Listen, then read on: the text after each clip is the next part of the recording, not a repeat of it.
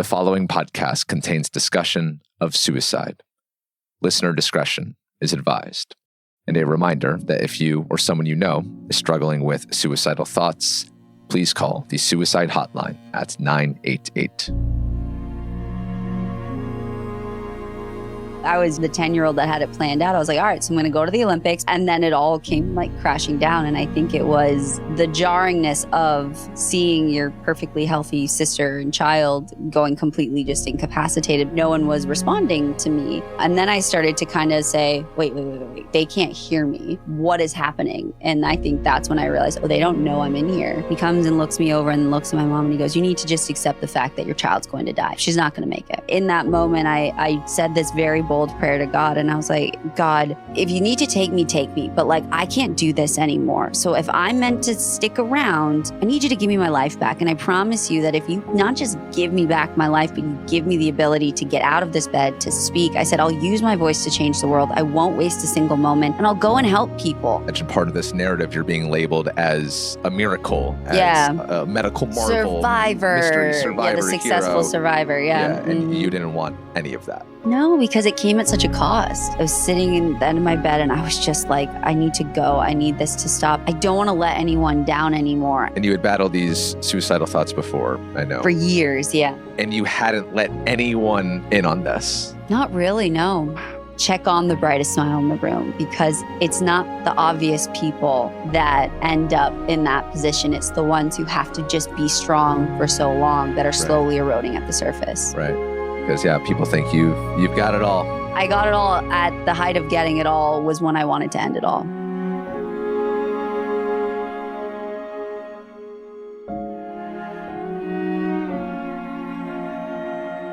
Hey, friends.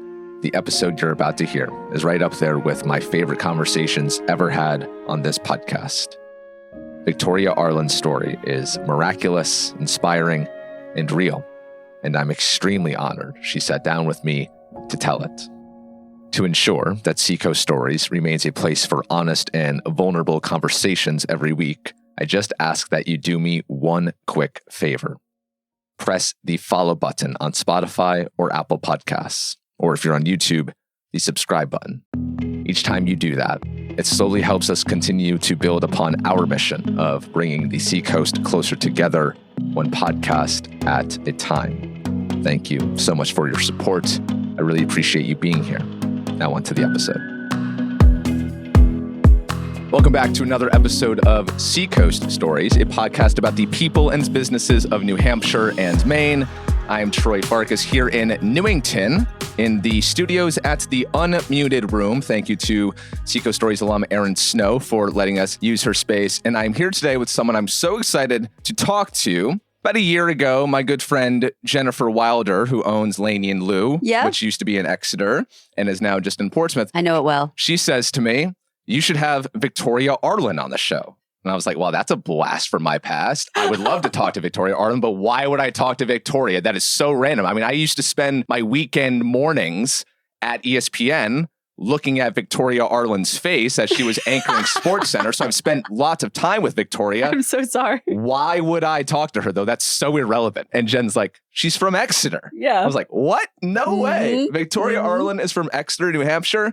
And so here we are, a year plus in the making. Sitting across from me is let's see if I can do this from memory.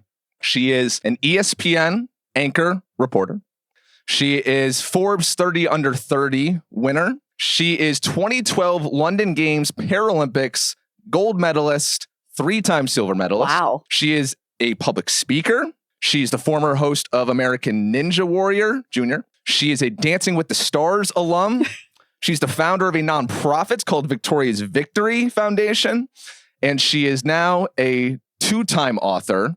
Her new book, where is it? I had it. Where is it? Oh, no. Oh, there it is. Her new book, The View is Worth It, recently released to the world. Victoria Arlen is here in the flesh. Wow. Victoria, thank you so much for being here. I know I missed something. I missed the whole Survivor thing. No, that's okay. That's old news. That's old news. No, wow. Thank you for that introduction. And by memory, too. Yes. I have the memory of a fish. So that was very impressive. Well, I'm so excited to talk to you. It's not often that I get to talk to former colleagues of mine. Mm-hmm. I'm sure we crossed paths. I'm sure we saw each other at the ESPN, the CAF as we call it, Taco Thursday. Which do they still have that? I heard it went away. Yeah, yeah. All the fun. That was special. Is the Starbucks still there? No, it's gone. What do you think? No, Starbucks is there. Oh, it is still there. They can't. The world would end. Starbucks was there. That was the first Starbucks drink I ever had, was at the Starbucks. I discovered coffee when I started there. Yeah. And then I stopped. Yes, now you're a matcha girl. Yeah. So many stories to get into with you today, Victoria. But I want to ask you first, because this is Seacoast Stories. You are back in town for just a little bit. When you are back in town on the Seacoast, when you're not in Connecticut, when you're not in Los Angeles, when you're not touring across the country, what are your must-dos on the Seacoast? The things that you absolutely have to hit? I mean, New Hampshire, I feel like is just home for me. Like that's where all my favorite people are. So all my brothers live across the area. So I have like one brother in Dover, one in Kingston, one in Northwood. So I'll do like the tour because I'm in like my fun auntie era. So they all have really cute kids. So I will go and visit all of them. So I think a staple for me is like obviously visiting my mom at Project Guac and saying hi to everyone there, but then going and seeing all my family members. But then I'll like walk around downtown Exeter. The Water Street Bookstore is my favorite place. I've grown up going there. And so I'll always go in and say hi to Dan and his crew. And then, and he's been such a supporter from when I was swimming to my books. So I'll go do that. And then I just catch up with folks. Like I feel like when I come back up here, it's really my reconnect time. And then my family had moved to the Lakes region. So then I'm making my way up. I'm always stopping at, the Common Man rest stop off of 93, which is my favorite place. Look, I'm a simple gal, okay? And my family knows that there are two things that make me really, really happy. And that is one of them, and wearing cargo pants. So if I'm wearing cargo pants going to the rest stop, like it is a great day. Wow. Like, do they sell pancakes in a bag there? No, I bring my own pancakes in a bag, but they have everything. And I laugh. I was talking to some friends last night and I was like, guys, I feel like that Stefan character from SNL, this place has everything. And I'm like, it does have everything. And anytime I have friends in the area, they joke, they're like, you were a New Hampshire tour guide in a previous life because you will run it down of the tiny, but I was like, it is a tiny but mighty state. And so those are all the things I do. And then I like to go to the beach too.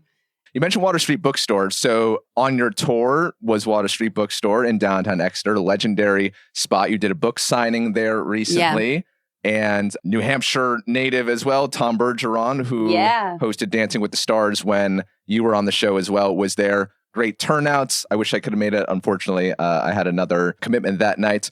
What was it like for you, this childhood bookstore, to be there, signing your book, seeing the public come out and support you in that way? That must have been a surreal moment.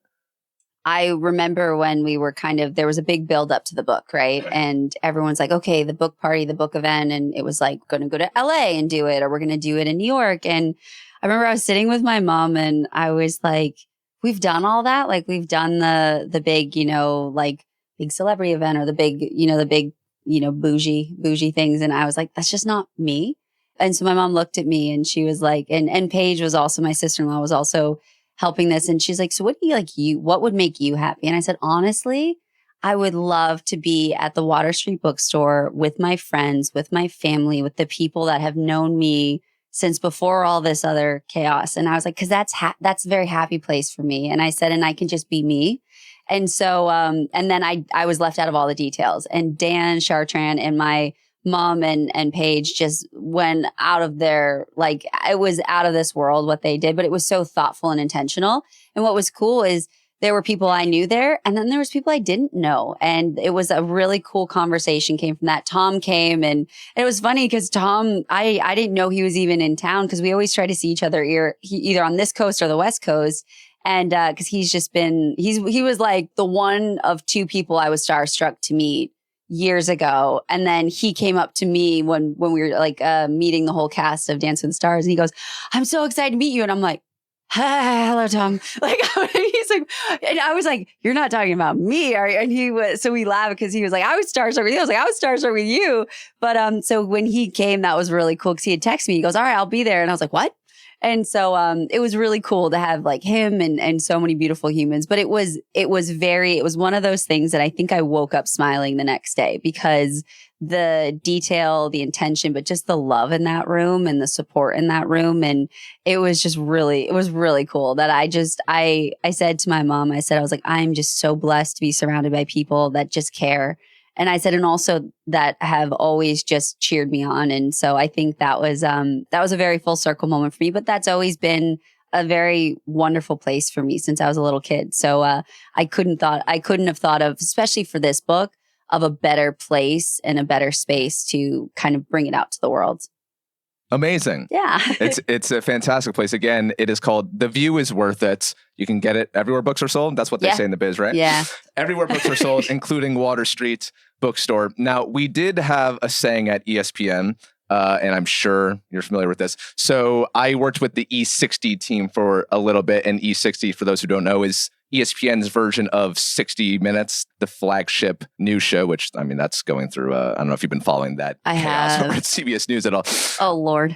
So we had a saying. So if we were doing a story on E60 about LeBron James, a profile on LeBron James, but then we caught wind that HBO was going to do one as well. Yeah. And we'd be like, oh, the world's burning down. And then one of the leaders would say, it hasn't been done until ESPN's done it. We're not even going to care about these other people.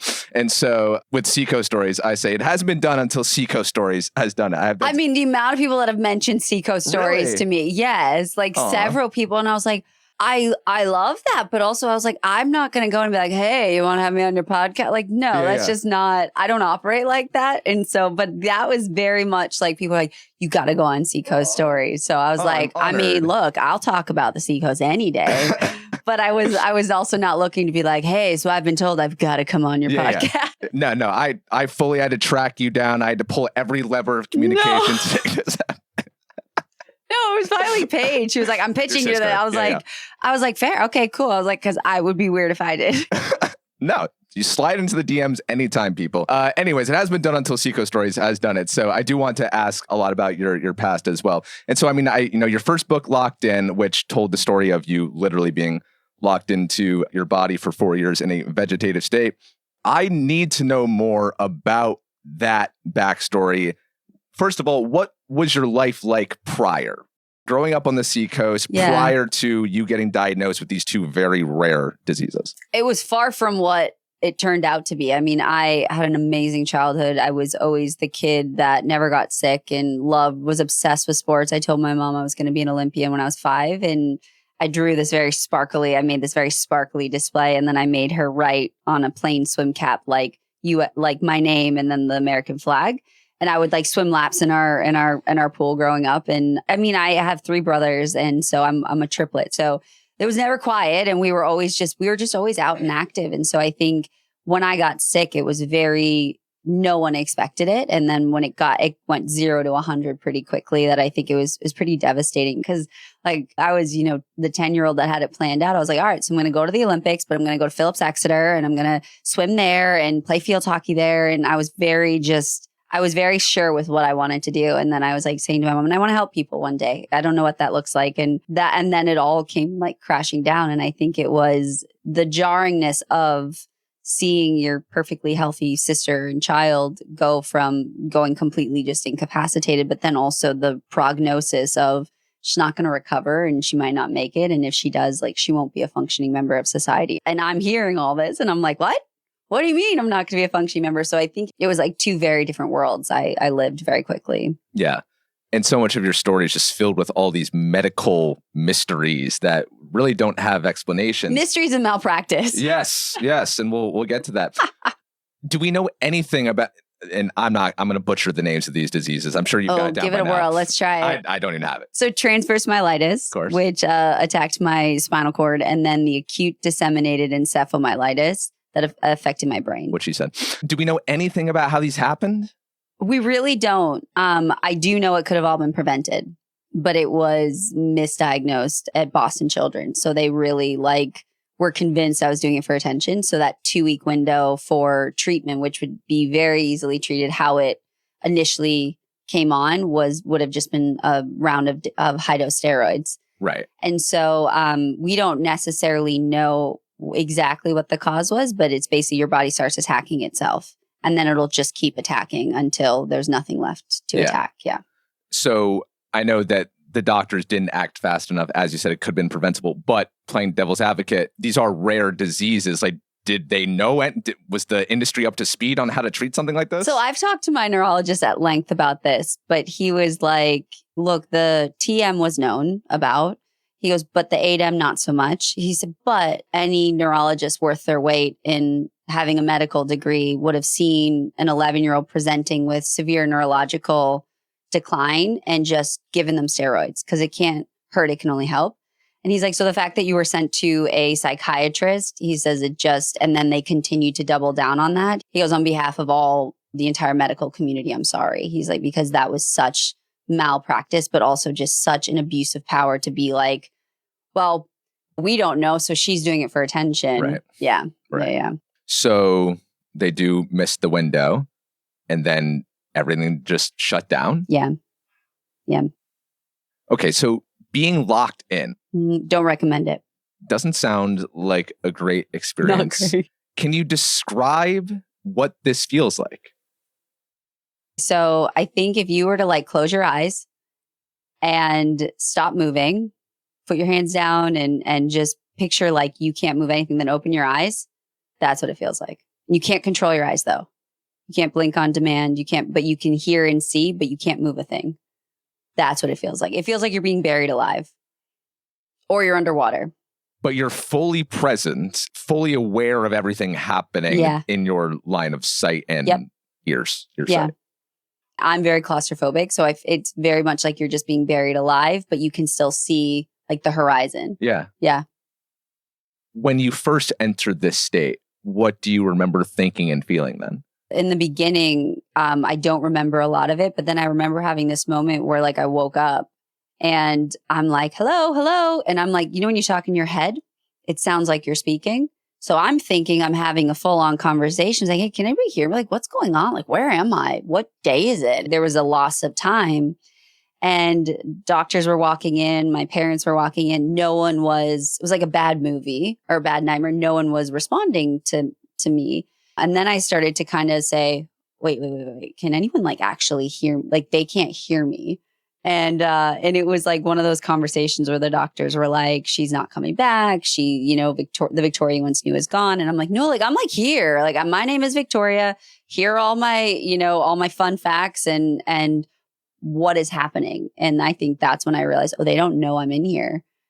So they were fully unaware that that you were fully aware of everything happening around you. Yeah. Yeah. My family held out hope, but they were like, the thought of you being gone was way more devastating. So we kept believing that somewhere you were still there. But you're hearing these conversations of doctors saying she's never going to be a functioning member of society. Yes. And those words like haunted me for much of my 20s. But it was something that I think what was cool is my parents just refused to accept that. So they accepted the diagnosis, not the prognosis. And they took you home. They took me home. Soon, right? But what was nuts is like, you wouldn't believe what doctors and nurses said behind their backs in front of me. I remember this doctor and nurse in the ICU. My parents had gone to get lunch or something. And they're like, can you believe this kid's parents think that she's going to make it? We all know this kid's a goner. And I'm like, what? Holy shit. It's like, what are their names? What are their names? I'm going to remember this. Wow. Create a shit list. Send a book to them. Oh my God, that's amazing. Yeah. All right. So you're hearing these things. Yep. And when you have people saying that you're never going to make it and that even if you do miraculously make it, that you're never going to be worth anything. Yeah. What did that feel like to hear that as a kid? I mean, I think I had the curiosity of being a kid, but I also sat there and at first it was sad. At first it was like, whoa, wait a second. And I remember there was this moment where this doctor, at the time, it was really bad. So we had family, like someone was always with my parents. And it was just my mom in the room. And this doctor walked in. And I remember he blinked a great deal, that it was unnerving. And he comes in and I can kind of see from the corner of my eye. He comes and looks me over and looks at my mom and he goes, you need to just accept the fact that your child's going to die. She's not going to make it. And you need to just accept that, and walks out the room. Like tells my mom when she's by herself. And I watched her fall to her knees and just start sobbing. She never cried in front of me. And at that moment, I was like, this is not how my story is going to end. And I'm never going to see that again. And I'm never going to be the reason why this person is crying. And I also was just kind of like in a kid way being like, screw you. Like, you're not the author of my story. And so in that moment, I was like, I'm going to fight as long as I can, as hard as I can to try to get back and like tell my mom I love her. And that kind of lit that fire. And then for me, I also was like, okay, if they're painting this doom and gloom picture, I'm going to paint a different picture. And I'm like, okay, what's something I'm grateful for? What am I going to be able to do when I get out of this? And I really just focused on the looking forward, not looking down. I'm like, look, the reality is it's bad, but like if I sit in that doesn't feel good. So what about if I just really start picturing what I'm going to be able to do? Who am I going to flip off? You know, the usual. Of course. Yeah. And I know you have a very close relationship with God. Yeah. And this was really in this locked in state was when you really started sending some prayers as well. Oh yeah. Like we had been brought up, you know, Protestant. And so it was like, you know, of God, but you didn't know God. And in that moment, I remember being like, well, if no one else can hear me, maybe this God guy might have something to say. And so that's where I found my faith. And I didn't realize it at the time, but my mom was also finding her faith at the same time. So it was something where I was like, well, I mean, look, from what I've been taught, he's pretty good at this whole miracle thing. So I just started believing, but I was like, look, if you can hear me, then maybe you'll hear my cries for help. Maybe you'll hear that I don't want to go down like this. And the way that God showed up in so many different ways. And it's funny because, you know, you look at my lovely medical records and the two really scary diagnoses, and I have seen some of the most scientifically based atheist doctors start to believe in some type of higher power because they're like, there's no reason scientifically or medically that you should be here walking, talking, and functioning the way that you are. Like this was a death sentence, essentially. And I'm like, well, have you thought about Jesus? Because and someone would be like, well, what was the thing? I was like, God, because like my parents were having this relentless faith, but my mom wouldn't give up. And she's like, in the way God just showed up through different things was just remarkable. Wow. It also allowed her having faith allowed her to stop living in fear too. Why do you think God let you survive that? I have no idea.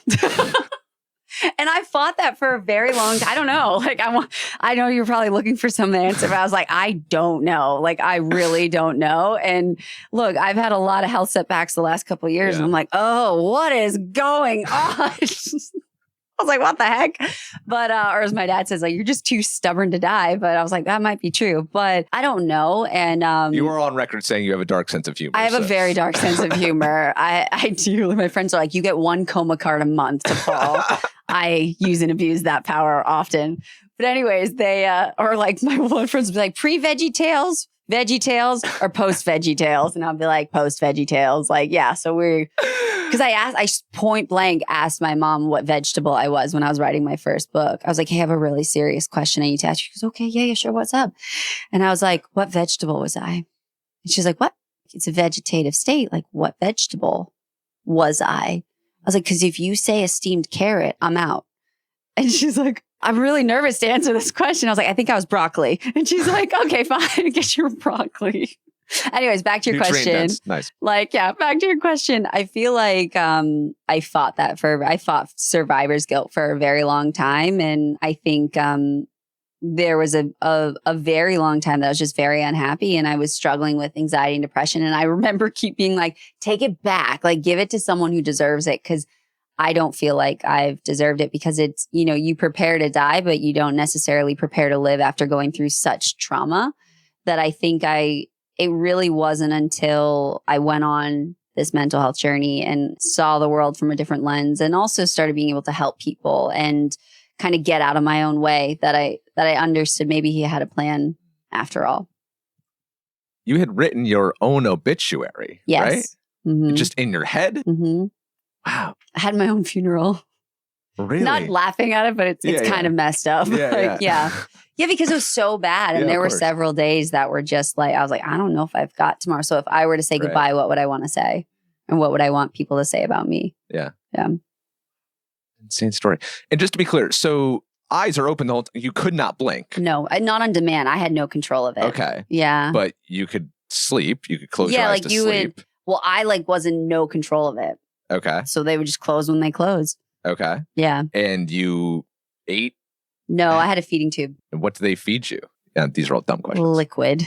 Like nutrient dense liquid. Okay. Just like formula, basically, medical formula, I guess. Wow. Yeah. Yeah. Feeding. I had to go to high school still with my feeding tube when I went back to school because they were like, your stomach's never going to work again. I was like, how am I supposed to go to high school? So I had like my little feeding tube pump backpack trying to be like cool in high school. Of course. Yeah. I was a rolling target. Yeah. And you being as stubborn as you are, you were like, I've got a 5th grade education, but I want to enter high school on time with my siblings and graduate on time. Also, after my first day with how badly I was bullied, I was like, I am staying here the least amount of time and I'm getting out of here as quick as possible. Yeah. Was it at Phillips Exeter like you would? No, at Exeter High School. At Exeter High School. Mm-hmm. Okay. Well, you do eventually one day, really a miracle happens that continues to baffle the medical industry. Can you take me back to that day? I realized I had control of my eyes. So like I have giant eyeballs. And since I was a baby, I mean, my dad called me Frankenstein. They're giant. And when I have my glasses on, they're like magnified. Yeah, like my friends are like, your eyeballs sometimes scare me. Because like, I don't even have to say anything. I can just give them like a look. Or I can be like, and it's like people have clipped off stuff with me on TV. I'm like just like really oh my God. Bright-eyed. And that was one of my favorite pastimes, being in edit in like a screening room. And just like, because you have all the footage on air, off air, and like you are never uglier than when I've freeze framed you and caught you with a look. I saw them because they would get posted or sent to me or posted at very inconvenient times, but I love them. So my mom has always said, she's like, I could always tell what you were thinking with your eyes since you were a baby. And she's like, I kept searching for you when you were I kept looking in your eyes and they were just glossed over. So she walked in and I'm like staring at her intent. Like if someone's looking at you, like you're eventually going to notice. So I'm waiting for her to like make eye contact with me. So she makes eye contact with me and then she sees I'm like tracking her. So she walks close to me and, she like hesitated and I asked her later on, like, why did you hesitate? And she's like, it's scary to have hope. She goes, you can have hope and you can have faith, but it's also scary when you've been hoping and believing for so long to take that leap and trust that maybe, just maybe today's the day that something wonderful is happening or that miracle that you've been praying for or the person you've hoped was still there is there. And so, but then she's like, I took the leap and she asked me if you can hear me blink twice. And I just like blinked excessively. And she was like, oh my God. And then and then she called my dad and she started asking me yes or no questions and was like, she's been in here this whole time. Wow. And then the doctor was like, this is the fluke. My mom's like, I don't know. Cause she has been aware of everything. Yeah. And then that was kind of the start back to life. And my family, they were so amazing because they're amazing. I love them. I hit the jackpot with them. But if there was an inch of improvement, they gave me like, okay, here's a run. How do we help her communicate? How do we help her? Like, so they just never said, oh, well, she's just blinking. They were like, she's blinking. Oh my gosh. Okay. Right. How do we help her communicate? How do we help her? And so they just kind of, they were essentially, helping me get back on that bike and find my way out. And now I haven't stopped talking since I relearned how to talk. And my family reminds me of that. And then I'm like, for old time's sake, I can start blinking. Because they're like, you found a way to be a professional talker. I was like, I'm making up for lost time. And somehow everyone keeps giving me a microphone. So right. I don't know what you want. I don't know what to tell you. You're a big nose scratcher as well. Yes. Yes. One of the first things that you relearn how to do was scratch your nose. Well, it was also like, I shared this story like a couple years ago. I was at this huge speaking event. And there's like 10,000 people. I was in Texas and they like everything that could go wrong was going wrong with like audio, visual. So I went rogue because I was like, well, I need to do something here because everyone else is freaking out. And I shared this story how 3.5 years into the vegetative state, or maybe 2, I don't remember. And it was really bad. And all my family was gathered around and I didn't realize, but they were saying goodbye to me. And in that moment, all I could think of was the fact that my nose itched. So like I'm tuning out everyone because I'm like, my nose. And the more you think of an itch, the itchier it gets. And I was like, I was hyper fixated on my nose itching. But then it hit me just how bad things had gotten and how much my life had fallen apart. And I'm like, I can't even scratch my nose. Like how sad, how pathetic is that? And then in that moment, I realized I was like, I have 2 options here. If I start this path downward, it's going to be an avalanche and I'm never going to climb my way out of that. But what about choosing gratitude of like the day I get to scratch my nose. How amazing is that going to be? What else am I going to do? What else, like, how awesome is that going to be? And so I share this story in Texas, and then I look and I was like, guys, I'm not trying to show off, but look what I can do. And then I shared how whenever I'm going through like challenges or whatnot, like I'll scratch my nose as like a reminder, or I'll picture what's bothering me, make a fist, throw it, and then like scratch my nose, but really be intentional with the steps of like the fact that I can scratch my nose, the fact that anyone listening or you can scratch your nose, that's something to celebrate. Everything else is going to figure itself out. Yeah.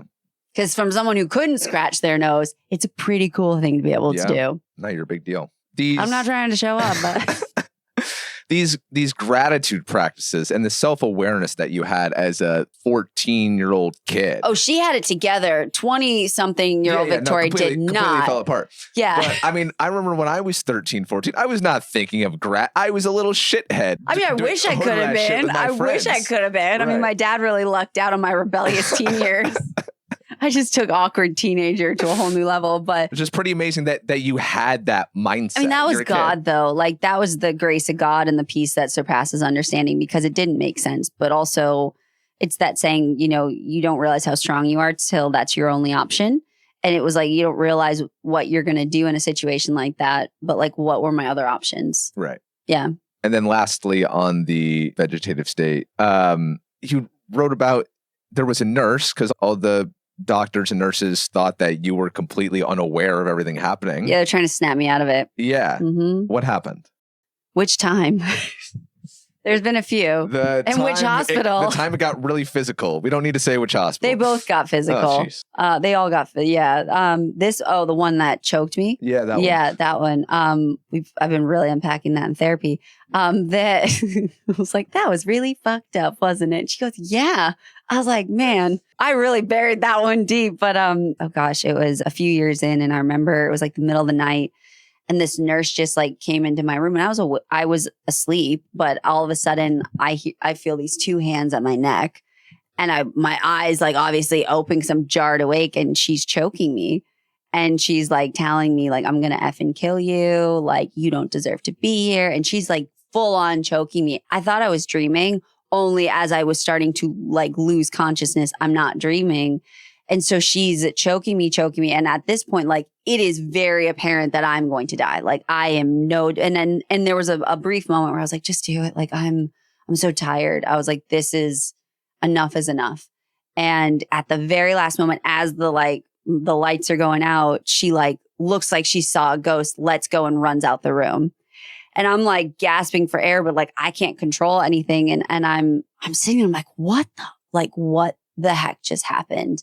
And in that moment, I said this very bold prayer to God. And I was like, God, if you need to take me. But like, I can't do this anymore. So if I'm meant to stick around, I need you to give me my life back. And I promise you that if you not just give me back my life, but you give me the ability to get out of this bed, to speak, I said, I'll use my voice to change the world. I won't waste a single moment. And I'll go and help people. I'll help people who like me are trapped or getting abused and can't fight back or can't get help. Because that was one of many times that nurses and doctors had physically and verbally abused me. So, because you can't tell them, you can't fight back. And so I kind of said, I was like, but enough is enough.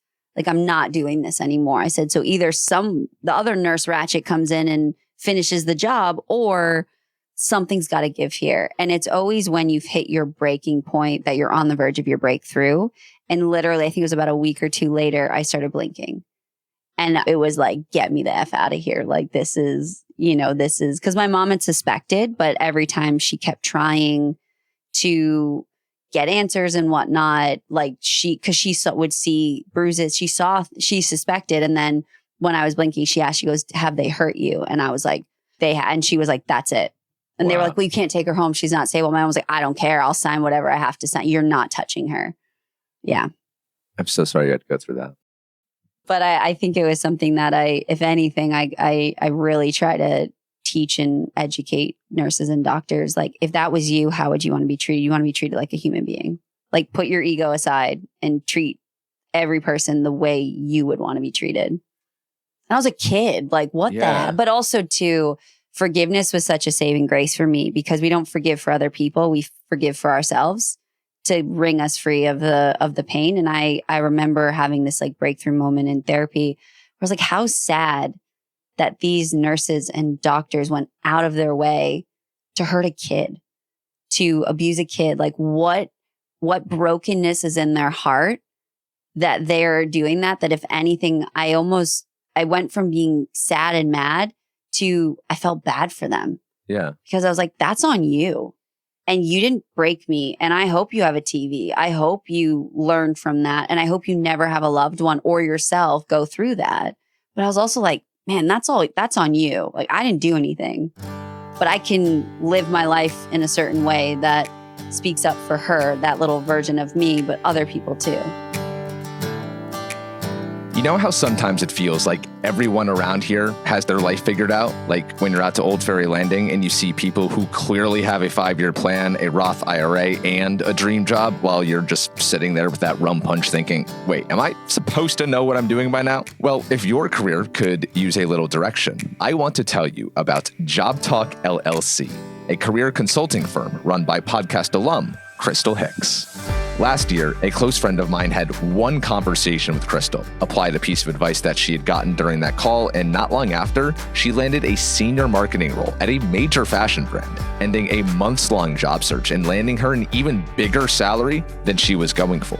I wasn't surprised by this because helping people get jobs is literally Crystal's job. She's been doing this for 18 years, and she helps 400 clients per year navigate career changes, salary negotiations, resumes, interviews, basically all of the stuff that most of us avoid thinking about. If your career could use a little more direction, head to jobtalkllc.com to schedule a free intro call.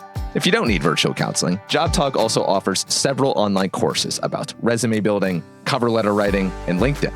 And listeners of Seacoast Stories can get 50% off, that's 50, off any of them by using the code Seacoast Stories 50 at checkout.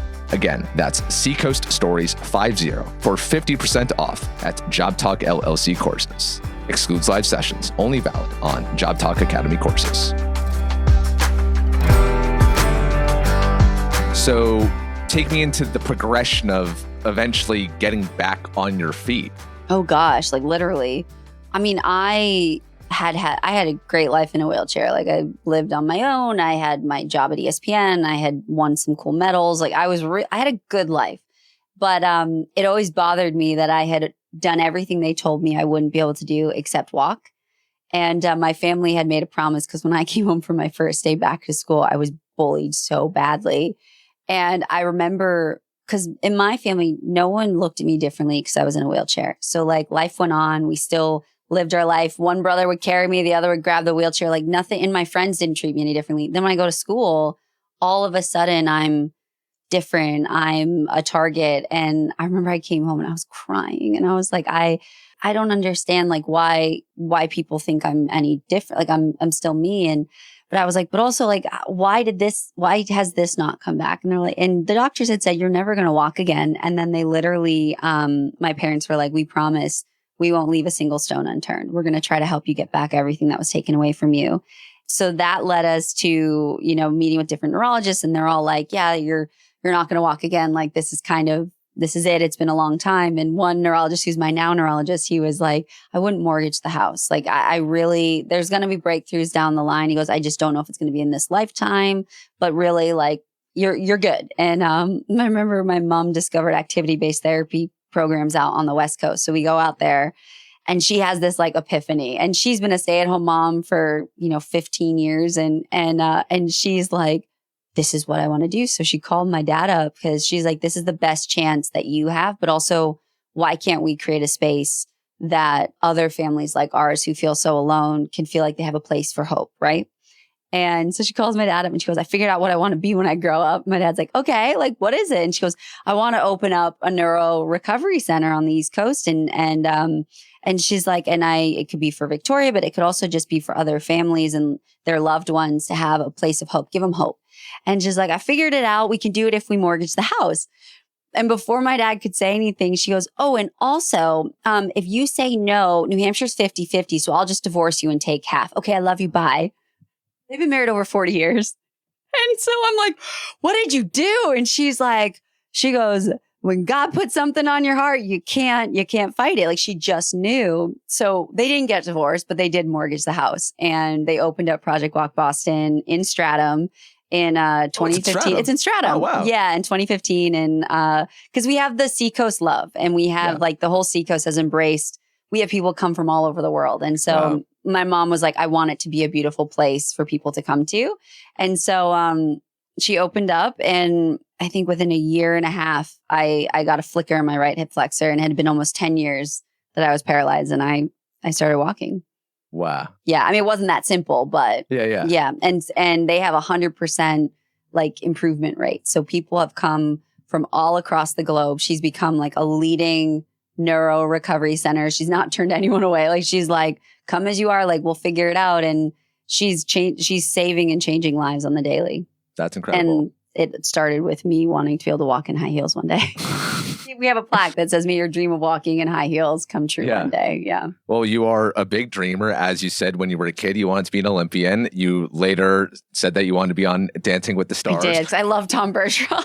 I mean, how could you not? He's great. So all of these things happen. So when did you set your sight on the 2012 games, and how the heck did you get there? I didn't set my sight on it. And it was my hockey coach at the time that was like, hey, you should really like give this swimming a try. And I was like, no, coach, I'm a hockey player. Wait, so you're in a wheelchair, but you could swim totally normally, like without my leg. Yeah, you couldn't kick. Yeah, so they were just like more of a decoration. Oh man, so you probably got jacked in that time. I had boulder shoulders. I had one friend. Like I have like a Wheaties box that they had given me, and it's me holding. I don't know why I like pose like flexing with my medals, and I'm like, who approved this? And my friend goes, you just look like a meat stick. I was like, I know, like it was all upper body with these little pin legs. But so I was, I'm still paying the price of my shoulders for that. But yeah, so it was really just, I just kind of showed up to meets, and everyone told me I was crazy for wanting to try to make the London Games. And I was like, I mean, look, people have done crazier things. Right. So I qualified for trials, and ended up not meeting my coach until late or like March of 2012. Or February of 2012. And he was like, hey, like if I'm going to train you, like we're going for gold. And I was like, okay, sir. Like I just want to not drown on a national stage at trials. And then we trained, and he kicked my butt. I drove all the way. We would drive all the way down to Beverly, Mass. So my mom would pick me up from school. I'm doing homework in the car. She's packed me my dinner, and then she would work out while I was swimming. And then my parents just were like, we're in. Like, if you want to do this, we're in. And then I go to trials and I break a world record.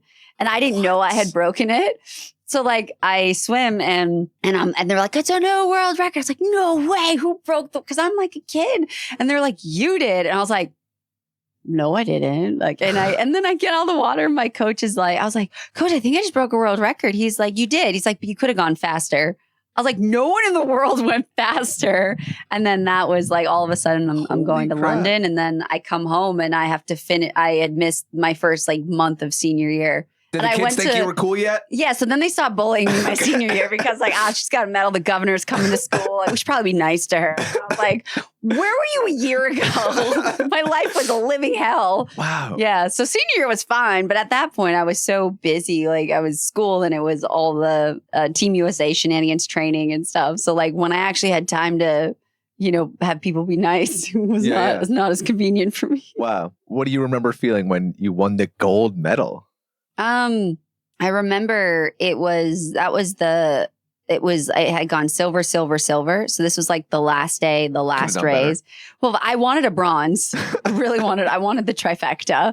And I was happy with my silver, but I remember my dad being like, hey, let's change up the color a little bit, like joking.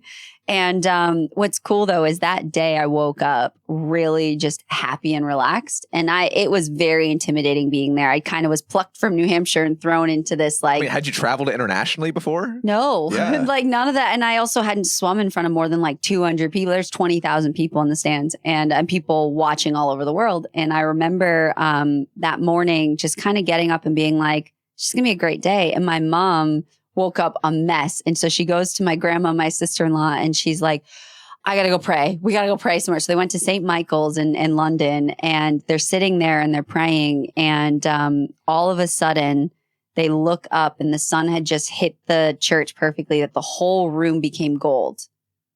Like the reflection had lit up different parts of the church, and they're like sitting there.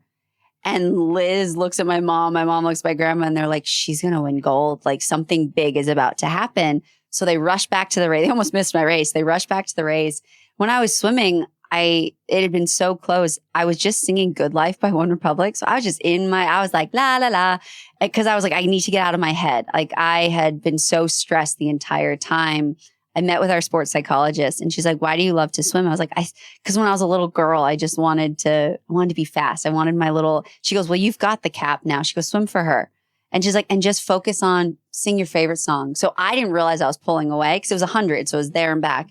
I didn't realize I was pulling away. And then all of a sudden I remember it was like something out of a movie where it all slowed down. As I'm about to touch, I realized there's no one else there. And so I remember keeping my head down. Now it was very fast when it all went down, but everything slowed down. And I was like, I want to remember this, because I think as soon as my head gets the surface, my whole life's going to change. Like nothing, it won't be the same. You're thinking this in the water. Yes, because I'm realizing what's about to happen. And so I touch and I look up and I see one, which is like first place and world record.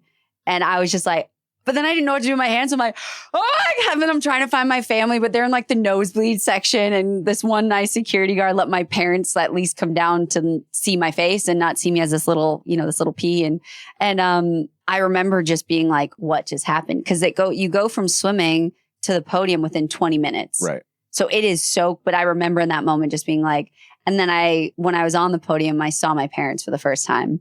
And it was the first time they were crying like tears of joy, because it had only been 2 years since I had been out of the vegetative state. So there had still been a lot of fear and sadness and unknowns. And that was the first time I just saw them hugging and crying and happy. And I was like, whoa, like we did this. It was cool. Yeah. Yeah. And terrifying. Yeah. And you were right. Your life did go on to change rather dramatically after that. Now, you did say in the book, and feel free to tell me F off, there was some type of fallout with, I believe, you didn't name the entity, but I imagine USA Swimming.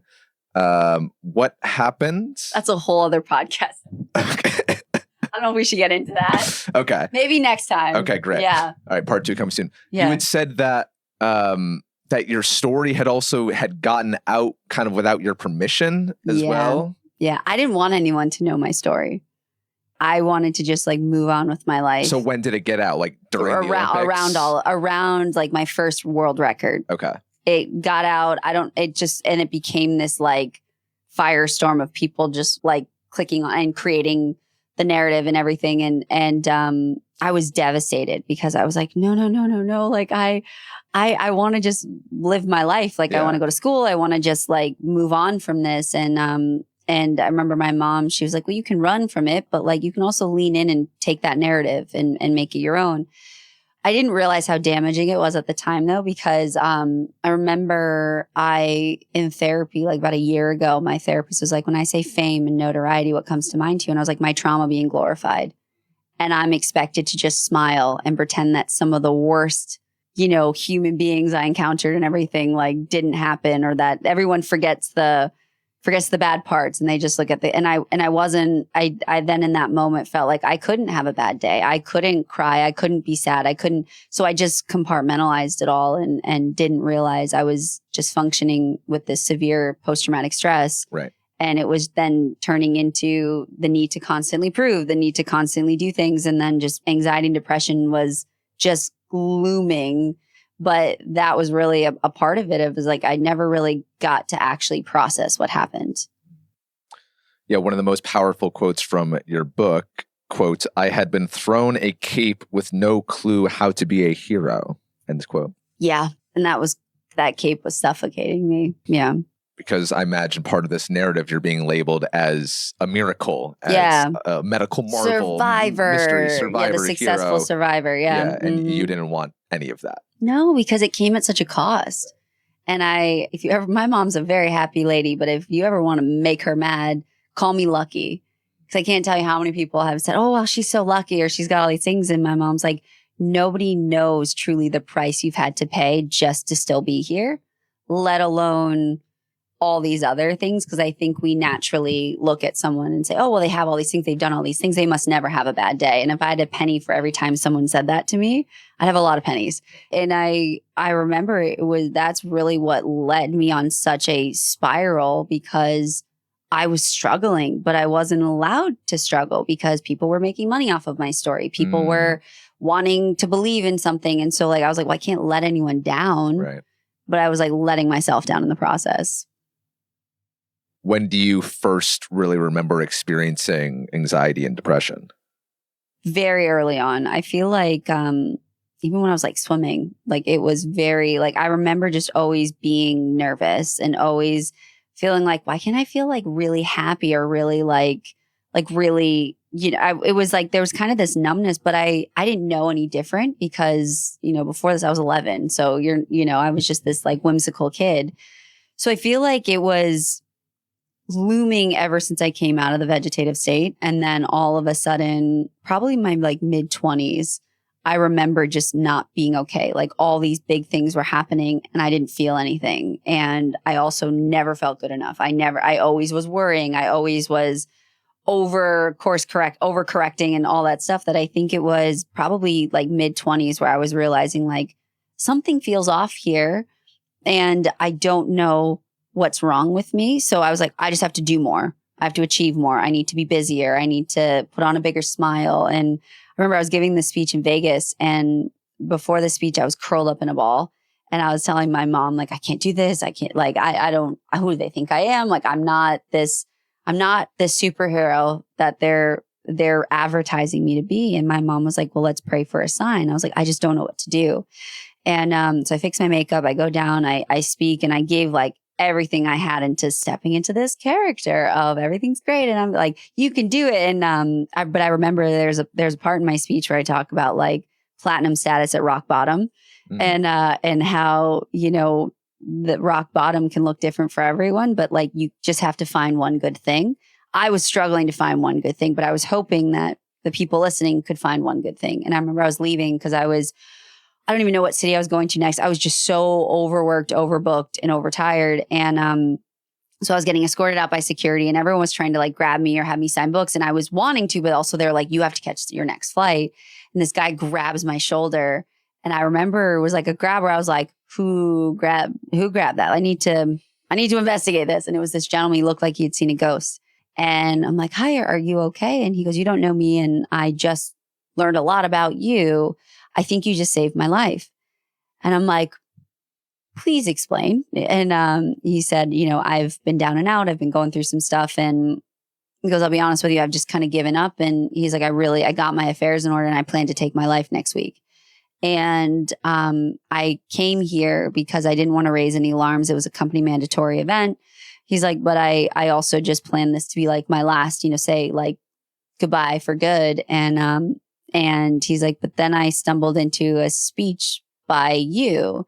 And he just said, he goes, I think I want to choose to try. And he's because if you can do, I can do it. And so we ended up praying together. I gave him a book and I was do you need anything? He goes, no. He goes, in the best possible way, you've changed my plans. And I was okay. And I remember I get in the car and I started bawling because A, that was a sign, but B, I knew how that man felt. And I knew something was wrong. I just hadn't been given a space to really speak up about it or share it. And I also just didn't want to let anyone down. And it would take me 2 more years before I even got help. Wow. That's an incredible story.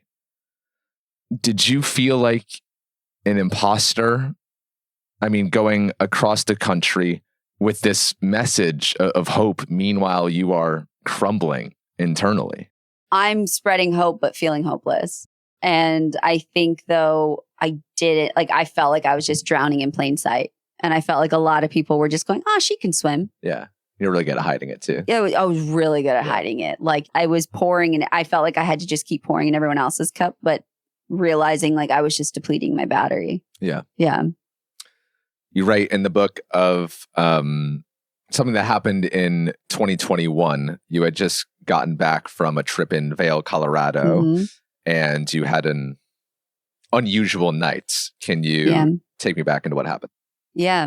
I had been at the height of some major career moments, and I was on the mountaintop, right? And I was dying on the inside. And I got back from the trip. It was a horrible trip, absolutely horrible trip. And I got home, and I had been having these really bad panic attacks, and I couldn't go to the grocery store. All I could do was go to work and come home, and because I could only play the character for so long that everything was fine. I'm great. And I remember I got home, and it was like the middle of the night, and I had I was having nonstop panic attacks, and I just felt like this is never going to end. I'm going to keep waking up feeling like I'm in prison. And I remember I was sitting in the end of my bed, and I was just like, I need to go. I need this to stop. I can't do this anymore. And also, like, I don't want to let anyone down anymore. And all I felt like I was doing was letting people down. And I actually tried to take my life. And I couldn't write a letter because my hands was shaking so bad. So I was like, well, it's 3 a.m. It was like 3:02. I was going to go leave a message on my mom's phone to just say, hey, I'm sorry. I love you. It's not your fault. I just can't do this anymore. And because I had thought I was going to let people down, because there was someone I was dating at the time.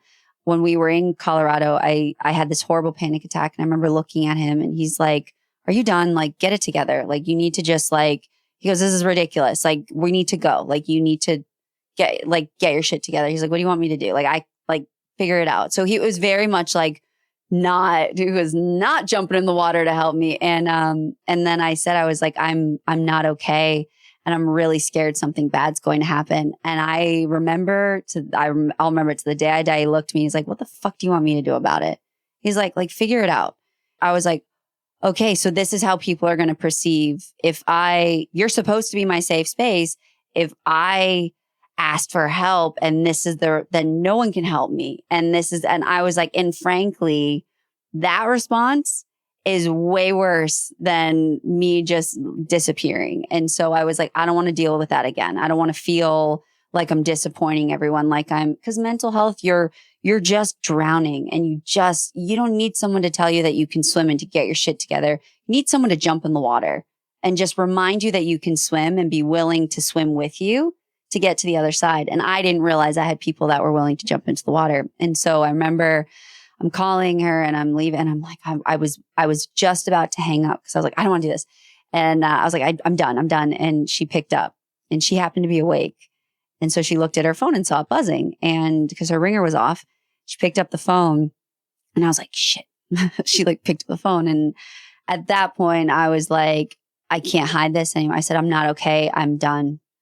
And in that moment, she could have freaked out. She could have said all the thing. And I was like, look, as soon as she says the thing, I'm done. And she just said, okay, what do you need?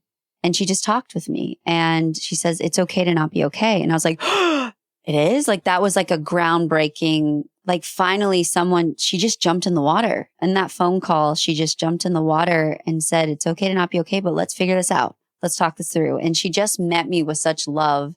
And it was like she was hugging me through the phone, and she just met me where I was instead of telling me where I should be, or I have too much going for me to be so unhappy. And it was just finally someone jumped in the water, and finally, I'm going to cry about this. Finally, someone saw me drowning and didn't look at me like I was the biggest disappointment. And she jumped in, and she stayed on the phone with me all night until the sun came up. And then she was like, look at that sunrise. All right, let's figure this out. Got in the car, drove 2.5 hours down to me.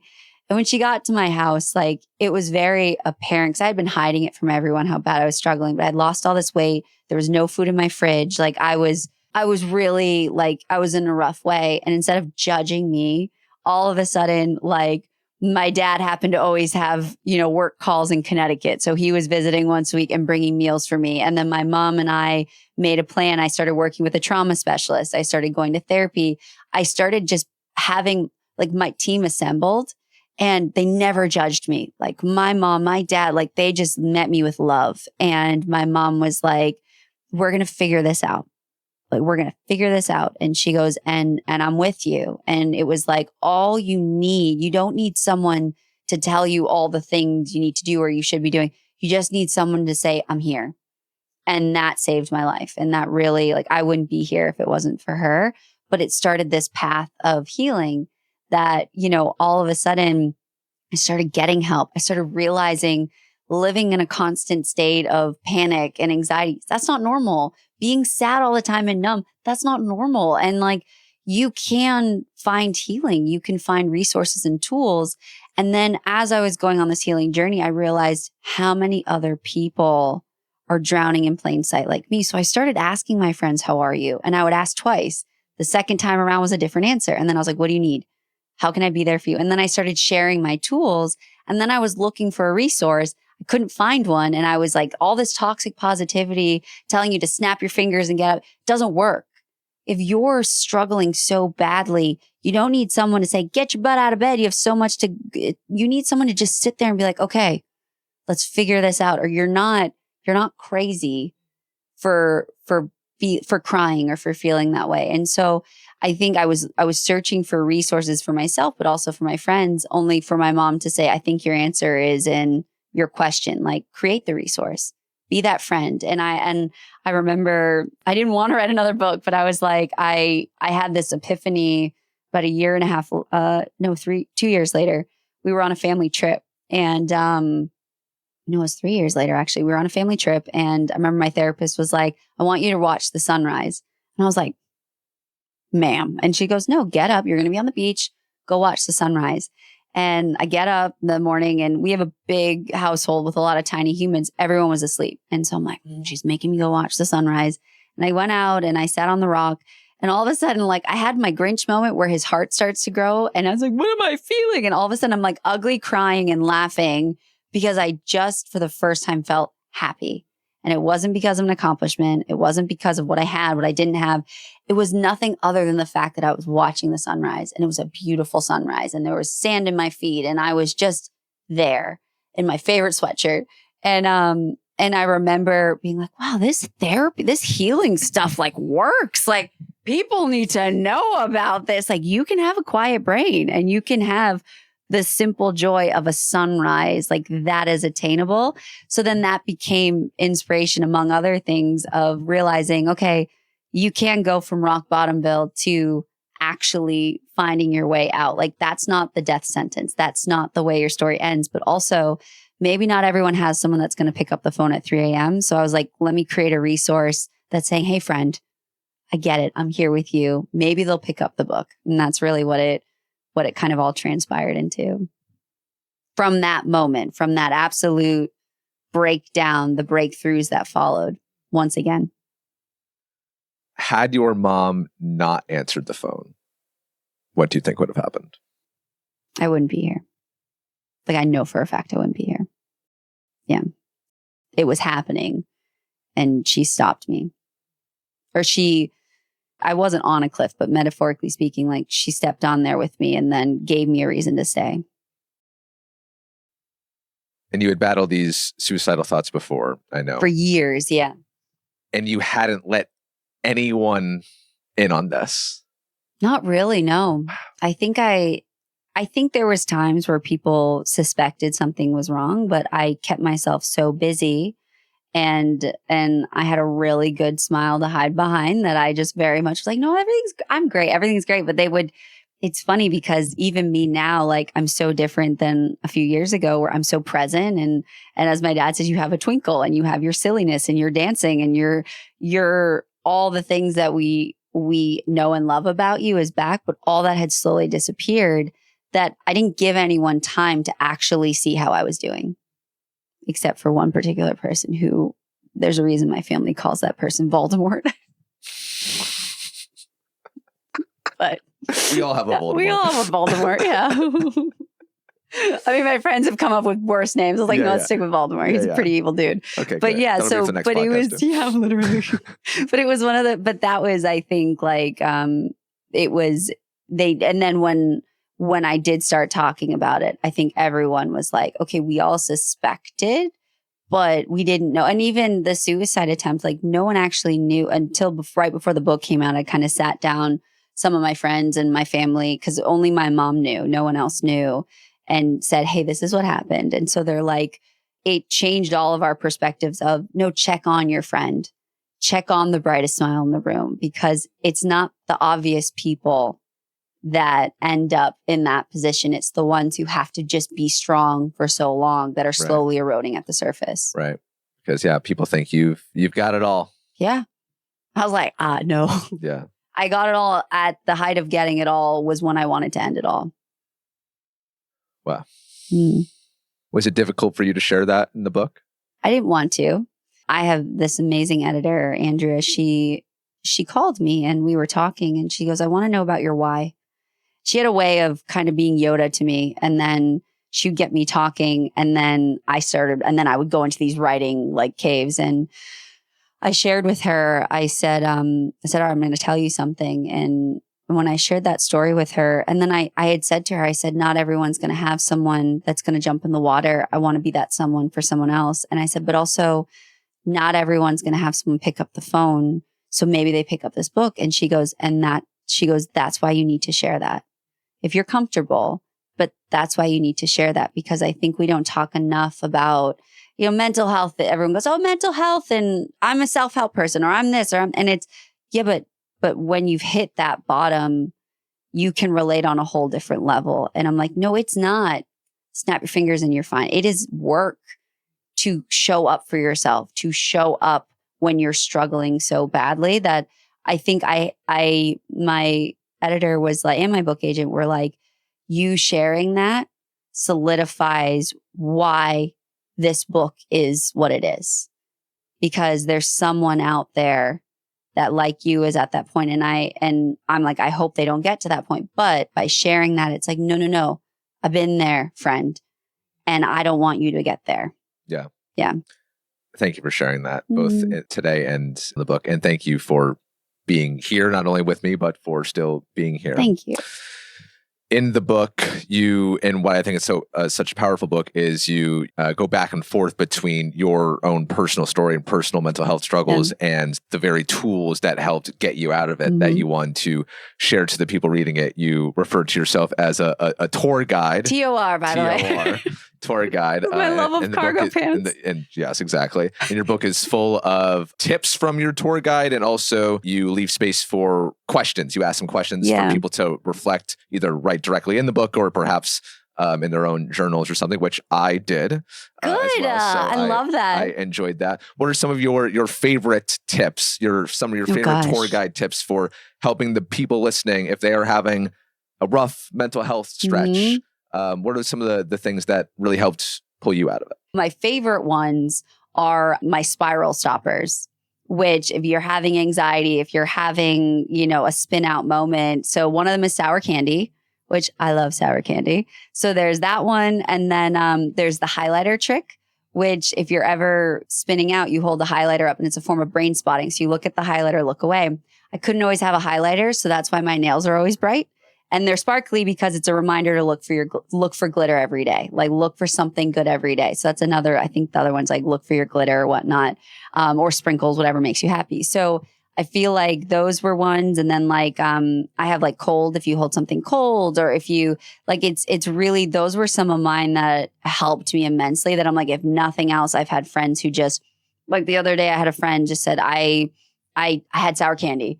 And it helped me. And so it's like, I was like, and that's because it activates your senses in a way. Yes, and your body's going, this is so sour versus like the world is ending. Right. So all of these things that you've just laid out, your there are vagus ways nerve to dial you into the present moment. Yes, it brings you back to your body. It brings you back to you of like, hey, the world's not ending. Right. But this is really freaking sour. Or like, that's really a bright highlighter. Or these are bright nails. And so I think they were also just, I'm like, I want tangible tools for people. I don't want this to be something you have to read the whole thing. I mean, you should read the whole thing if you want, but you don't have to. You can take what you need, pass on what you don't. And so those were some of my favorite ones. And then the other one was like the name your brain. And I had a few therapists bring this up to me, and I learned a lot about it of like, just name your brain. And so mine's Penelope. And sometimes, sorry to any Penelopes out there, sometimes I'm like, I'm like, Penelope, this is not working. It's kind of a bitchy name. Like, but like the other day, I was having an existential crisis, and my mom, I love her. I was just like questioning my life or questioning just, I was so stressed. So I have an existential crisis at least once a month. We all do. Oh yeah. And I was having my moment, and my mom was like, Victoria, you need to just tell Penelope to shut the fuck up. And she doesn't swear, but I was like, oh, mama has the mic. Like, okay. Dang, Jacqueline. But it was one of those things that I was like, you're right. Like, okay, this is not working. And the other one to that is just change the channel. Like, you got the clicker. So if like the narrative or what's going on in your head is not something you like, or change the channel, put something out, think of something else, find something good, like do something to get you out. You don't have to suffer in your thoughts. Like, you're still the captain of the ship. So be the captain. Those are some of my, I could go on and on. Those are great ones. Well, read the rest in The View is Worth It. You've also been very public in saying that this book, that you gave up on it. Yeah. Last December, you had another health scare. You actually have had a number of health scares. a few. Through the years. You've had 4 relapses back into the earliest 2 diseases that you had. But this most recent one was the worst one. Yeah. What happened? I was at work. I just finished a show, and I've had one where it happened like live on air. Yeah. And I'm like texting my neurologist in the middle of commercials, like, hey, can you call ahead at the ER? I'm going to be there in 20. And he goes, you need to get off the TV. I was like, no. We got 7 minutes left. Like, it's fine. I'm gauging how much declining is happening. And we're only declining on we're only at like 30%, right? Yeah. I was like, I have half my left arm. It's fine. But just to stop you really quick, this is my favorite thing about show business. The show must go on. The show must go on. Like, and I saw this all the time. I mean, when I worked on radio shows, we have 3-4 minute breaks. The shit that happens in between those 3-4 minutes. I was on air. The stuff that gets said. Oh my God. The way that everything's a shit show, but then you're like, everything's fine. Producer in your ear, 5, 4, 3, 2, 1. Welcome back to the show. Yeah. I had a few of those where like one, I had like debilitating food poisoning. I was puking it was the broccoli gate of 2024 or 2024. Yeah. Where I was hosting Sports Center AM, which you have to get in there. Scam. You got to get it. You can't call out of that. Right. So like I wake up sick as a dog. I'm throwing up nonstop. I go into work every 5 minutes. I was getting up and just throwing up. And then finally, like 10 minutes before the show, I text my producer. I was like, hey, so I'm like dying of food poisoning. If I yell Waffle House, that means I need to go Waffle House. Like, I was like, I'm gonna puke. So we had a whole plan. I was like, the hair and makeup ladies were like baby birding me ginger ale, and I was great, like no makeup in the world. So like my parents didn't know, and literally they're texting me and going, or they picked up their phone mid show because they're like, wow, she's very like subdued today. Cause I got a lot of hand gestures. There was none of them because I was like, don't make any sudden movements, because I will throw up. And so food poisoning was one that the 1 hour I didn't. I was like, Jesus, take the wheel. And I was like, I do not want to throw up on national television. That was one. Another one, I showed up after I still had stitches in my stomach. My surgeon's like, why am I watching you on TV right now? I said you could go home for Christmas, not that you could go. I'm like, no, it's a taping. He goes, you said Merry Christmas. I was like, okay, it's not a taping. So there's been several of those, but this one in particular, right in the ship here, this one in particular, I just have always been like, no, I gotta keep it rolling. And this one in particular, I was at work. I was supposed to have like an afternoon of meetings. I got a really weird headache. And I was like, something's wrong. And like, when your alarms are going off, and my alarms are going off. I get in my car.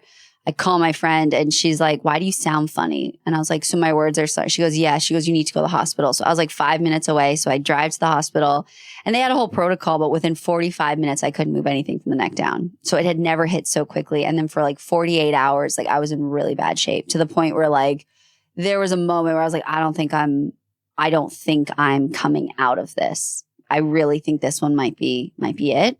And I'm never one to say that. Like, I'll joke around about pull the plug, but like, that's more my humor. Might be paralyzed or death. I didn't think I was pulling. Like, I was really, like, I had this weird sixth sense that something was, I wasn't bouncing back. And it was one night in particular. And like later on, I found out, because I didn't tell anyone, but I remember telling my mom, I was like, just protect everyone. I don't want anyone to come. I really don't want anyone to see me. Your family was on vacation at the time, right? No, that was the one prior. That was the one 6 months before. because we had 2 last year. Oh. And no, so they were on vacation and my friends were incredible. But this one, my mom was with me. And I told her, I was like, Dad can't, like, don't let anyone I said, this is really bad, isn't it? And she goes, it's not great. And I was like, so just protect everyone. But there was one night in particular where I had this weird feeling. So the next day, I remember the nurse coming in, she goes, you really gave us a scare last night. She goes, your numbers were dropping to places where we were about to like call a code or something like that. And I was like, oh, okay. So I wasn't cuckoo and I couldn't move anything still. And then we, eventually they were like, you need to go to an acute rehab. And I was like, no. Like I can take care of her. So we get home and I'm broken. Like my spirit is broken. My body is broken. Like I can't move. My dad got my wheelchair, like my original wheelchair out of storage. Like it's in the kitchen. And I'm like, I remember just like sitting there and I don't want to sit in the chair. I don't want to use the walker. So I'm holding on to the counter. And I just look at my mom and I was just like, I'm a pretty positive person. I wasn't feeling so positive. And I was like, screw this inspirational, motivational bullshit.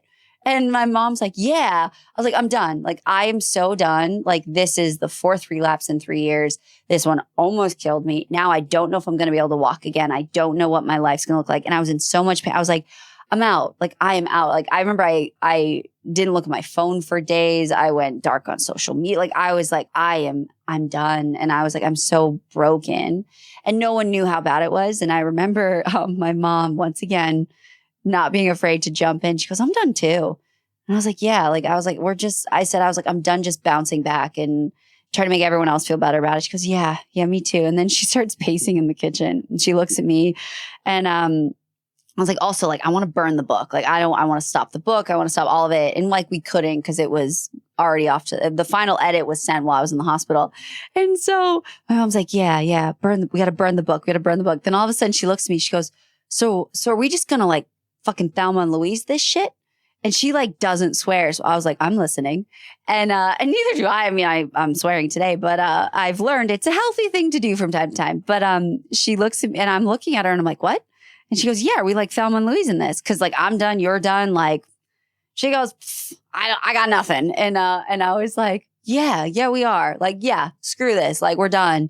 And she goes, okay. She starts pacing again. She goes, all right, I'm not trying to kill this inspirational idea that we have, but we have 2 problems. And I was like, okay, what? She goes, there's not a big enough cliff in the area and I don't have a Cadillac. And I'm pretty sure we'd survive in the Tahoe. And that would just be really embarrassing for everyone involved, including us, because we'd probably just end up maimed. And I was like, oh, crap. She goes, all right, so plan B. Do we trust this God guy again? And then I was like, oh, fine. And then the next day, I remember we were sitting in the kitchen and like, when you're just sitting there and you're like not saying anything, but like you got to address the elephant in the room. So I looked at her, I was like, so that was a low moment for us yesterday. And I was like, it was. She goes, we don't ever have to speak of it again. She goes, but I've been thinking, and she hands me my manuscript. She goes, why don't you read this not as the writer, but as the reader you wrote it for? And that was like a turning point. But I had given up on the book. And then even after that, there were so many obstacles that came, but it just kind of kept finding its way and then became very, very informative and cathartic too. Wow. Yeah. I've never heard of a story of a parent being so in tune. Oh, she's amazing. Yeah. Incredible. She's my parenting. Best friend, but she also, like, I always tell people, I'm like, you just have to meet people where they are. Like, if someone's having a bad day, don't tell them why they should be having a good day. It doesn't help. Don't let them stay in that bad, but make sure they're safe, but like meet them where they are. Like, don't try to tell them what to do. Ask them what they need. Do they need a snack? Do they need you to just sit? Like, I'm so grateful at my family, but also I have some great friends who are like, one day I was like, she could tell I just had a lot on my mind. She goes, all right, we're going for a walk. And we walked to the beach and she's like, what do you need? I was like, I just need to cry. But like, I don't even know why. I just want to cry. And she goes, all right, cry. And I just cried. And then she brought me a snack. And I was like, wow, that was great. Wow. So you just need, like, I always say, I'm like, you just need someone to meet you where you are. Because in that moment, I mean, later on, we're like, wow, that was a low point for us. But my mom was like, I also too. She's like, she goes, there was nothing I could say to you that would make you feel better. And she goes, and also you had every right to feel what you were feeling. Yeah. So I want to allow you to have that space. It's If you live here on the Seacoast, you know there are a few things we take very seriously. Good beaches, good lobster rolls, and keeping our personal business very personal. Because sure, we all want those massive windows letting in that dreamy natural seacoast light. The kind of light that makes your living room feel like you're sitting oceanfront at Ray's Seafood at sunset. What we don't want, though, is our neighbors accidentally becoming way too familiar with our Tuesday night routine by being able to peek inside our homes. That's exactly why I love Budget Blinds of the Seacoast. They're local, they come straight to your home, and most importantly, they save you from spending your Saturday wandering around Lowe's Home Improvement pretending that you know the difference between roller shades, solar shades, and whatever other words suddenly make you feel wildly unqualified to own a house, not speaking from personal experience, whether you're living in a downtown Portsmouth condo, a classic Dover colonial, or a beach house in York where the afternoon sun hits harder than the waits for an ice cream cone at Lagos. Budget Blinds helps you control the light, protect your privacy, and make your space actually feel like your space. Custom blinds, shades, and shutters, professionally installed, reasonably priced, and done right the first time. Check out Budget Blinds of the Seacoast by visiting the link in the show notes. There's so much more, Victoria, that I want to talk to you about. We haven't even gotten to Dancing with the Stars yet, and I can share a New Hampshire Seacoast ode to Dance with the Stars. Sure, do it. With Tom, he right away was like looking out for me when I joined the show, and I didn't know he was from New Hampshire, so I was so excited to be like, Granite State, live free or die, baby. Like Where's he from? I think he lives in. I don't actually know exactly where he's from, and I also don't know if he wants me to give up his location. That's fair. But does he live in New Hampshire still? Yeah, he has a house in New Hampshire. Cool. Yeah, so he has a house in New Hampshire. So he had gone back, and I was like a fish out of water because it like kind of blew up right away. And everyone was like, who? And then everyone knew who I was, and it was very weird because I was like, I'm just this awkward 22-year-old. And so I was still just trying to find my footing, literally and figuratively. And I remember Tom knew that, and he really looked out for me and was like just the safe space for me to like a fellow New Hampshire, you know, and then I remember I was really homesick and cause you're in this fishbowl in LA. And so I was homesick and I came back to my trailer and he had gone to Applecrest Farms and got me apple cider donuts. We were talking about it and I was like, I'm missing all the fall festivities. The Seacoast is perfect around the fall. And he hand carried them through Boston to LA, from Applecrest to and they were still good. Wow. And brought them to my trailer as like an ode to, you know, home. Like, here's a piece of home for you. That was incredible. Cool. Yeah. Oh my God. I love to hear that. Those are also so good. So good. And they were good despite the fact that they had been on a trip. Like, I was like, I would eat these out of the trash. I'm not going to tell people that, but I would. Yeah. New Hampshire's the best. I'm so grateful that I stumbled upon this place 3 years ago. Welcome. We're happy to have you. Thank you. I appreciate that. A couple more quick things. So on the subject of local people showing up, friends of the show, Lex from Wild Ivory and Sarah from Rivet Collective. My gals. They throw this fashion show every year. This was the third annual time they did this, where a bunch of local female small business owners are nominated, half of whom, by the way, Seacoast Stories alum, no big deal. Love that. This year, get nominated to go be in a charity fashion show. And so the people also vote on a charity to get the proceeds from that night. And this year it was your nonprofit, the Victoria's Victory Foundation. Oh my gosh. $40,000. The ladies of the Seacoast. A couple weeks ago. The ladies of the Seacoast, they are a force. Yeah. So what will that $40,000, what will that be going toward? Our scholarship program. So we provide, quality of life scholarships. So it could be nursing care hours. It could be adaptive home, like adapting parts of your home so you can get in. Because insurance covers very little. So some people need a wheelchair. Some people need an adaptive tricycle so they can ride a bike with their brothers or go get activity-based therapy that isn't covered by insurance. So it will save lives and change lives in the process, because when you give someone the ability to have their victory, the ripple effect of that is massive. Or giving a family hope is really remarkable. Or saying, hey, I see you and we're here for you. And we have once you're part of the VBF family, like there's so much support within it. And we have an incredible resource navigation program that's free of cost for anyone to understand what services they can have just in their state alone, but then also how to help them because we were always saying like, you don't get a manual when you're faced with a disability. So we're trying to write that manual. So it's going to go to our scholarship recipients and allowing more lives to be changed and impacted in a positive way. Absolutely incredible. Shout out to Lex, to Sarah, to all the women who participated that night, and to the Seacoast for showing up as always. Lastly, I wanted to say this for the end because I wanted to nerd out about ESPN because we have this shared experience. I mean, you joined a decade ago at the age of 20 as an on-air talent. I wasn't even old enough to drink. Yeah, like that's unheard of. You were at the time, and I don't know if this record still holds up, but at the time, the youngest on-air personality in ESPN history. Yeah. How did that happen? I don't know. I was going to be a doctor. I was taking a gap year. Wait, you wanted to be a doctor after everything that the because I wanted to not be. Okay. I wanted to not be I thought you would a stupid dodo head. No, I wanted to be actually like a good pediatric neurologist. You didn't choke anyone to death? No, I really didn't. I wanted to actually like cure what happened to me and help people. So I was convinced I was going to go be a doctor and actually like course correct what happened to me. And the process, though, I'd taken a gap year because after London, I was doing a lot of speaking. I was a lot of different sponsorship events and stuff. So I was like, all right, I'm saving up for med school. This is great. Yeah. I ended up getting invited down to ESPN to give like a speech and do the car wash where you go and do all the interviews. Yeah. And you bring your medals, And so I was there and one of the executives was like, have you ever thought of a career in broadcasting? And I was like, pfft. Was it Norby? No, it was Mike Heimbach, who's the head of security. I love Mike. And I was like, no.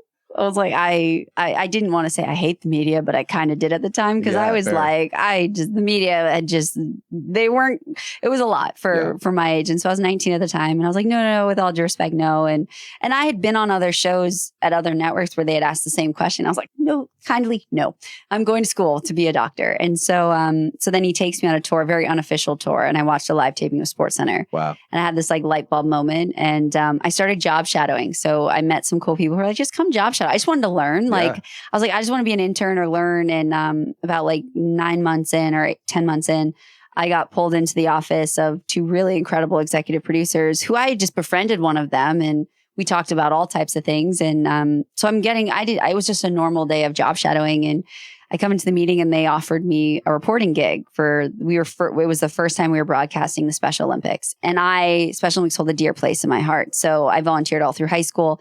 So they were like, we just need unique storytellers. And we think you could tell a hell of a story. And I was like, are you offering me a job? And they're like, because I had been told you're too young, you have no experience, all this stuff. And they're like, yes, we're offering you a job. I was like, is this legit? And as like a 19-year-old would ask. And they're like, yes, do you like, I was like, well, everyone's been telling me I need to get my foot in the door. And one of the producers was like, honey, you knocked that door over. Like you went 4-wheel drive on that thing. And so then after that, I was like, oh, so then I went through this like boot camp but it was basically that was going to be my tryout. Yeah. And my first day on the job. So I get ready. I'm still learning. Like Michael Phelps was laughing at my notes and I was like, dude, it's my first day. He's like, you're doing great. I was like, Michael Phelps, your first day? He was my first interview ever. Shit. And he's like, you're doing great. It's fine. I was like, dude, were you starstruck then? No. Well, I love Michael. Like I was more just like respect the heck out of this human. And he was so kind to me and gracious and then trying to make me laugh because I had literally a note of like everything. Like, what is an IFB? Someone's talking, don't talk. Like, all you of never it. had an IFB before? That's crazy. So I literally had a coach for like a week straight. This is an earpiece, people. Practice yelling or talking to me while I was trying to read something out loud because he's like, you're going to have to get used to not, because like if someone's talking, it's very distracting. Yes. Like, So I learned that. So anyways, we're doing a bunch of stuff and I was interviewing this athlete and his relay team had gotten silver, but I loved this athlete. His name was Andy, his story, because I was like, I just want to talk to Andy. Like, I think Andy is going to be a really cool dude to talk to. So, I'm with his relay team and I asked him a simple question. I was like, what does it mean to be here competing with these guys and winning a silver with these guys?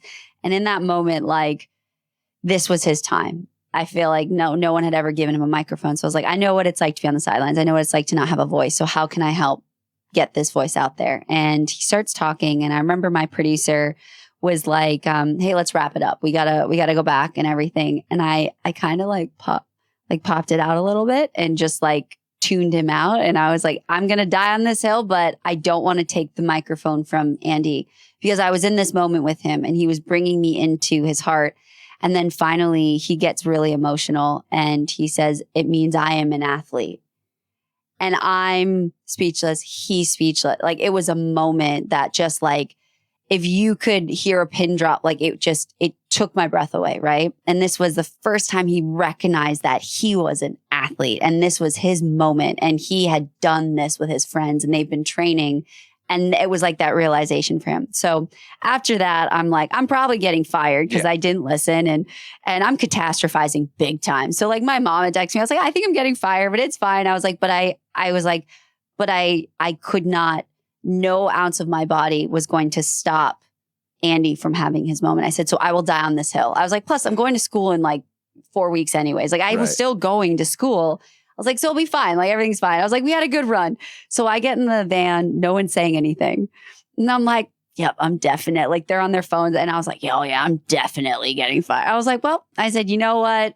If nothing else, I gave Andy his moment and that's everything. And then I get back and the big boss, like the one who had hired me, she's like waiting there. And I was like, oh, this is my moment. Okay. So I'm like, I sit in my chair, I start wheeling up and she has this like very intense look on her face. And she just looks at me and she goes, great fucking work. And I was like, she goes, yeah, what do you, like, why are you pointing to her? And I go, and she's like, why are you raising your hand? I was like, wait, I'm not fired? And she's like, what do you mean you're not fired? And I told her the story and she goes, no. She goes, you were in that moment. You did everything that I could never teach you, but a seasoned vet would do. And she says, you're not fired, but all I'm telling you is you're not going to college in 4 weeks and eating ramen noodles out of a dorm. Like, this is what you're supposed to be doing. Wow. And I was like, oh, okay. So then I go back to my room and I start crying. I was like, oh yeah, that was such a roller coaster. But I was like, okay, so I'm not going. And that was kind of the start of giving, being able to give someone a voice and such a higher calling for that too. Yeah. And I did not go to become a doctor. Yes, clearly. So I did get my degree though. Yeah. Still time. No, I think we're good. Spent a lot of time in hospitals. Absolutely crazy. And this highlights because I've been in similar situations, the classic push-pull between producer and talent. Because as producers, our job's like, let's stay on time. Let's keep everything humming along. But the talent ultimately, like, they do have the microphone at the end of the day. Well, there's times where you have to cut or you have to, but then in that moment, we weren't live. And I was also like, I just had a feeling that this was, and I didn't realize it, but that got circulated all across the company, all across Special Olympics. And on it's still, but still to this day, that clip lives on. Wow. We are getting ready for the USA games in Minnesota in in a couple weeks. And it's like, that clip was played in our sizzle reel when we were having our kickoff meet. So that has lived on it solidified why we were all there and why these athletes deserve the recognition that they're getting. I could talk to you about ESPN all day. We'll have to do that a different time. Yeah. Victoria, thank you so much for joining the show and for sharing your story. I have one final question, I think, just to wrap it up. And we haven't even told the full story, but we have gotten into a lot of it. I listed all of your titles and accolades at the very beginning. And I'm just wondering, as we sit here today, as you look back on everything in your 31 years, what are you proudest of? Oh, wow. Oh, you're really going to make me actually say something nice about myself. You don't have to. Well, I didn't die. No, I think that I chose to stay because I think, I could say all these different things. I am proud of like the foundation my mom and I co-founded and the lives we've been able to save, and all these different cool opportunities, even with Special Olympics. But to be honest with you, I'd say none of that mattered when I was struggling the most, but I'm really proud that I chose to stay and that, I had people jump in the water and remind me that I could swim. I think I speak on behalf of everyone on the Seacoast when I say that we're all very glad that you are here. The view is worth it, you might say. It is indeed. Victoria, thank you so much for joining and for being you. Thank you. I appreciate you. Again, that's Victoria Arlen, the Olympic gold medalist, public speaker, ESPN host, and now two-time author. A huge thank you to Victoria for so bravely sharing her story, to Erin Snow of the Unmuted Room for lending us her space for the day, and to Budget Blinds of the Seacoast and JOBTALK LLC for supporting today's episode, and also to all of you for listening. Have a great week, everybody. I'll be back very soon with another Seacoast story, but until then, if you see me around the Seacoast this week, please stop me and say hi. I would love to hear your story.